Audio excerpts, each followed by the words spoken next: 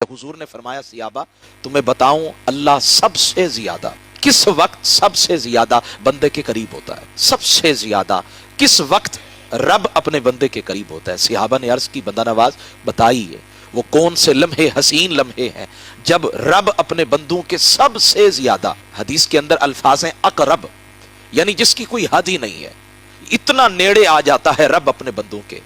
तो मेरे हुजूर ने फरमाया वो वक्त है रात का आखिरी पहर, वो जो बिल्कुल रात खत्म होने वाली होती है, उस वक्त रब अपने बंदे के करीब होता है। मेरे हुजूर फरमाते हैं बहुत सारे लोग बिस्तरों से उठने का नाम ही नहीं लेते, फजर की नमाज नसीब नहीं होती, लेकिन अगर तुम्हारा मुकद्दर जाग जाए और रात की आखिरी पहर में तुम्हारी आंख खुल जाए, बेदारी नसीब हो जाए, तो वुजू करके मुसल्ले पे बैठ के तुम उसको याद करोगे, वो तुम्हें याद फरमाएगा। तुम उसका जिक्र करोगे, वो तुम्हारा जिक्र करेगा। और जिनको ये नशा चढ़ गया, वल्लाह बिल्लाह सुम्मत अल्लाह, जिनको ये नशा चढ़ गया ना रब से कुर्ब का, फिर वो सजदों से सर नहीं उठाते हैं।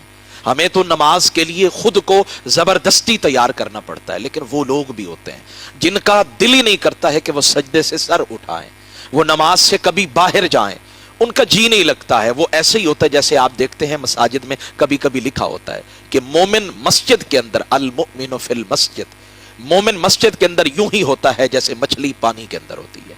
मछली को पानी से निकाला जाए तो वो तड़पती है, फरमाया मोमिन को भी अगर मस्जिद से निकाला जाए ना तो वो मछली की तरह तड़पता हुआ नजर आएगा। तो ये नशा काश अल्लाह करे कि मुझ समेत आप सबको नसीब हो जाए।